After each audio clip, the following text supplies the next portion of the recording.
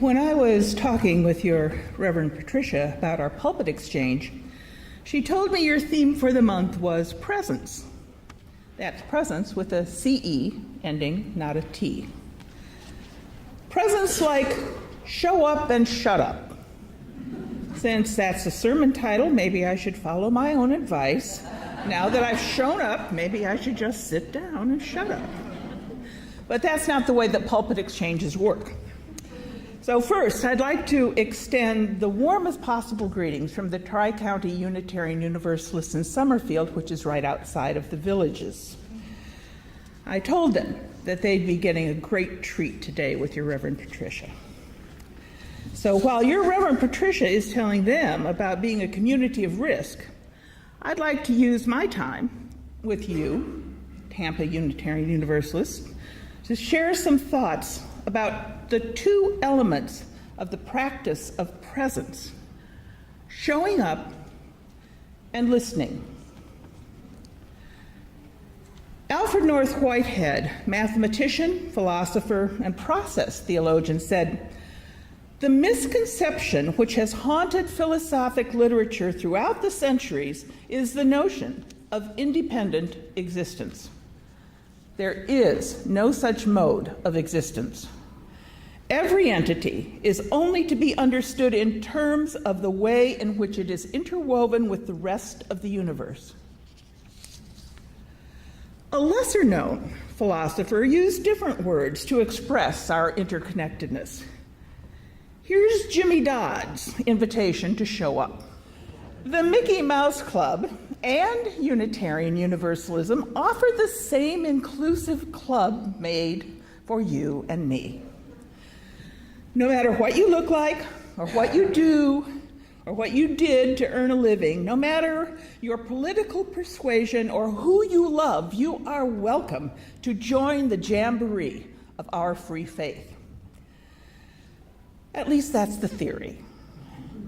And now we know that this invitation to join the club wasn't so inviting to children of color different than pink, or gay children, or differently abled children, or economically challenged children, or children whose native language was something other than English.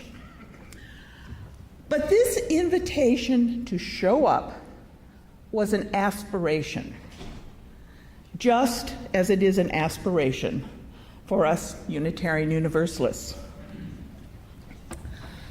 Another word for showing up is hospitality.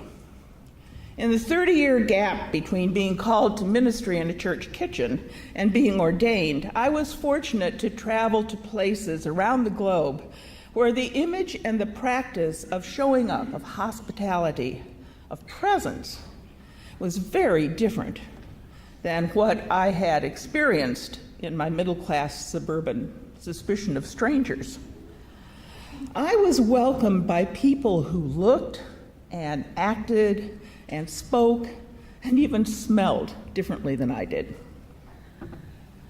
I was similarly welcomed into the strange world of Tampa General Hospital, where I was fulfilling my clinical pastoral education requirement.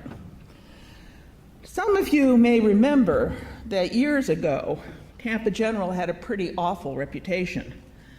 It was sold to private buyers who identified customer service, hospitality, as the #1 priority to turn the hospital around. Now, I would think that the first place that you would look if you were interested in learning to be present to people, to be hospitable, to make them feel welcome, would be one of the world religions, maybe all of the world religions. The new owners didn't do that. Instead, they turned to the Disney College. Disney is perceived to be at the pinnacle of knowing how to make folks feel welcome. And unlike world religions, they make a lot of money at it. So it's not so surprising that people who are running a business turn to Disney. There's nothing Mickey Mouse about the mouse. I am inspired by this story of institutional change focusing on being present to people But at the same time, I am suspicious of the mouse's hospitality, that model. What's the difference between a church, a synagogue, a mosque, and the mouse? I've struggled with this question for a number of years, and maybe you have too. It's a variation on the difference between a religious institution and a social service agency or a political party or a business or a country club. I think the difference in all these cases is the motive for hospitality, between the how and the why. I think Disney's hospitality is motivated by profit. Show up because it will make money. I think the Unitarian Universalist impulse to be present to people is rooted in a spirit-inspired imperative.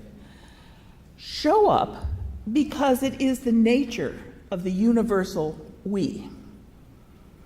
Now, I don't think there's anything much wrong with making money, but if you don't have the light of the Spirit at the center of your hospitality, all you have is a set of instructions.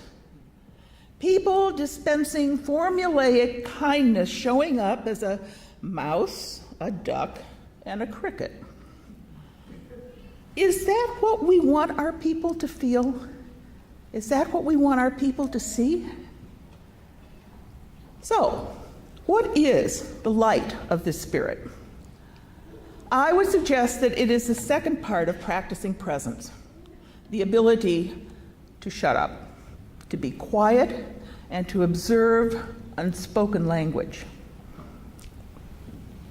15 or so years ago, I was retired unhappily in Venice, the one south of here. We lived in a nice neighborhood. It was filled with nice people who made it a point to get out of their nice houses and chat with each other.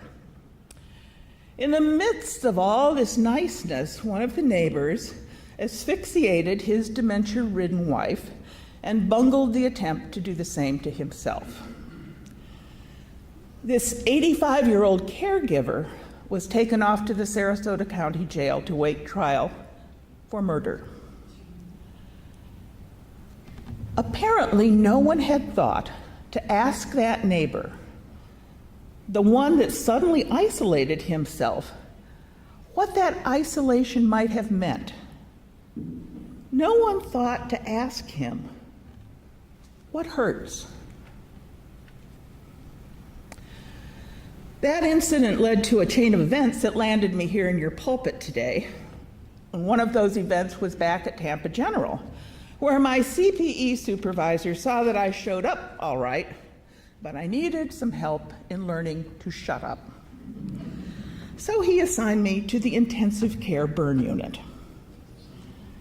It's hard to get feedback from a person wrapped head to foot in gauze and unable to speak with more than their eyes. It's hard to practice listening skills when no one is talking. And it's really hard to feel effective and influential when it was obvious that there was nothing I could do to change the situation. I was helpless to do anything except look into the patient's eyes. My only choice was to be.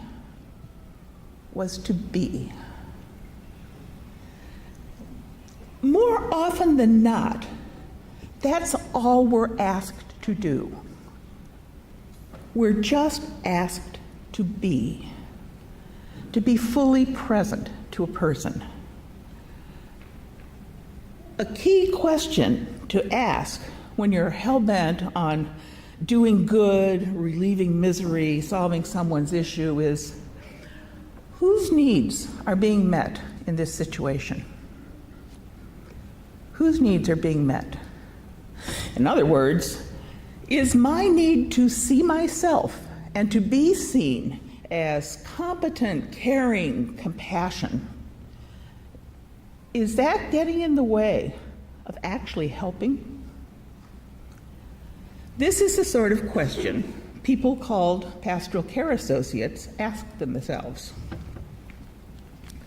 I understand you have a robust group of pastoral care associates here in Tampa. We have them at Tri-County UU as well. In fact, there are about 8 Florida congregations who have a pastoral care associate program. These are the people who are trained to simply show up and shut up.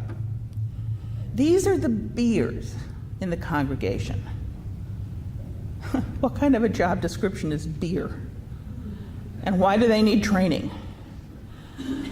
Well, let's start with what beers are not, because sometimes seeing what something is not is an easier way. It clears the way for understanding what something is. Beers are not doers. They do not provide short-term logistical services like sending cards or providing rides or meals or running errands. Nor do they offer legal, financial, marital, or any other kind of advice, although they do provide the resources for providers of those services. These are important tasks, the doers, but not what pastoral care associates do. The pastoral care associates are minister extenders. They provide confidential listening and presence for people undergoing stressful life transitions. They show up and they listen for as long as it takes an individual to find the answers and the healing that comes from within. And that's all they do. This is harder than it sounds. We Unitarian Universalists have many fine qualities. We are marvelous doers. Our calendars are often packed with whizzing off to marches or demonstrations or volunteering at food pantries and elementary schools and clinics and chairing meetings of organizations dedicated to effecting social justice. When we're not busy changing the world, we're busy improving ourselves by leading or participating in book clubs, discussion groups, concerts, lectures, and workshops. Whew. We Unitarian Universalists are great at showing up and talking a blue streak. We're not so great at listening to the silent language of behaviors. I heard a story from a senior colleague, Reverend Jake Morrell, about the same time that he worked at a group home in Iowa.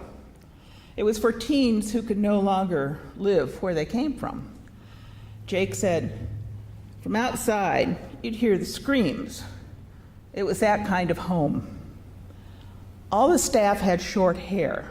Otherwise, a resident could grab it and smash your head against something. Jake's favorite was Trey. Jake said, I learned to look for disaster to steer away from situations that would set Trey off. We'd take to the sidewalks and sing country songs. Strawberry Wine was on the radio then. It was what we loved most. I knew the verses. Trey would join in loud only on the word wine.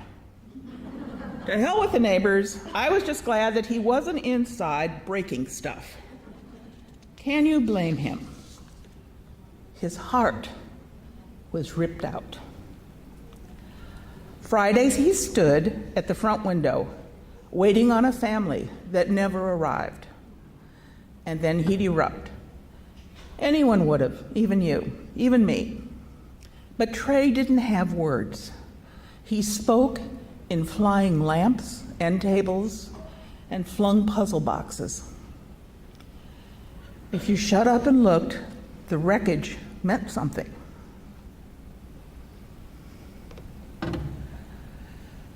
Ruby Sales was a mother of the civil rights movement. She is the one who first used the question, what hurts, as a means of communicating with those in opposition to her worldview. At the age of 17, Sales participated in one of the Selma to Montgomery marches of the 1964. That year, she was arrested in August with some fellow activists in Fort Deposit in Lowndes County, where they were picketing a white-only store. They were taken to the county seat and jailed for 6 days. After being released, she and a few others went to purchase sodas at a nearby store. En route, she was threatened by a shotgun-wielding construction worker, Tom Coleman, who was a special county deputy. As Coleman pointed the gun at Sales, Jonathan Daniels, one of her fellow marchers, pushed her out of the way and took the shot meant for her. He died instantly. Sales was so traumatized by Daniels' murder that she lost the ability to speak for 7 months. If you shut up and looked, the silence meant something.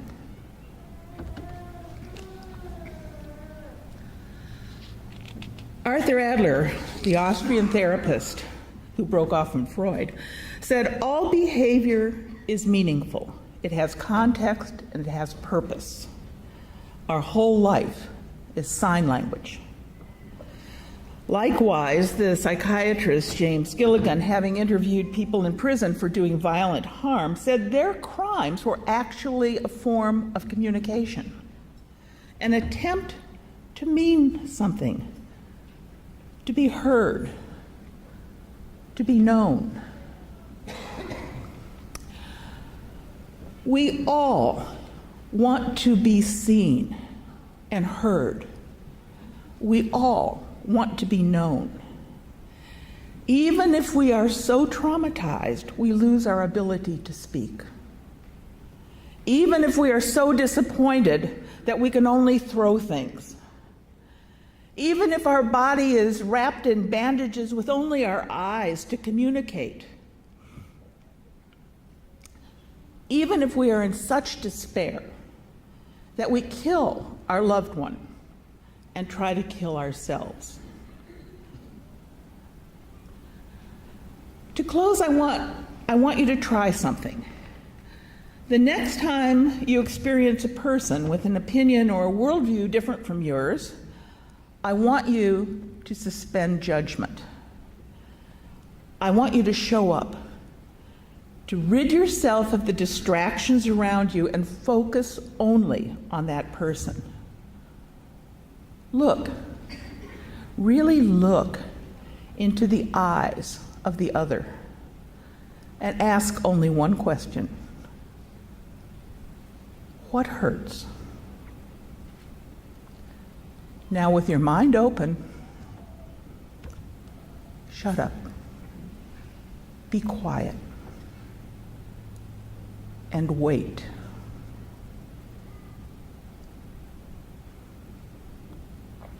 Amen.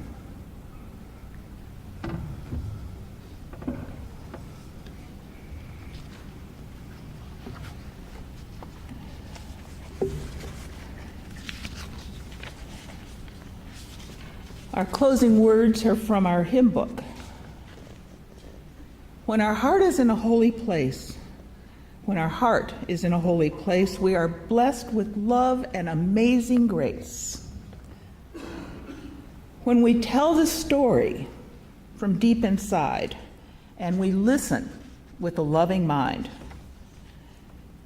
and we hear our voices in each other's words, then our heart is in a holy place.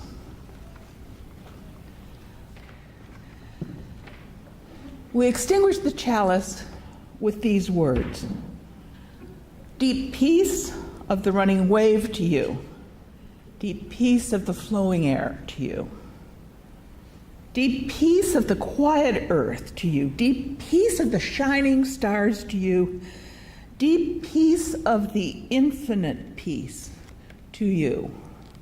Take the chalice that is extinguished into your hearts and go into the world and make peace.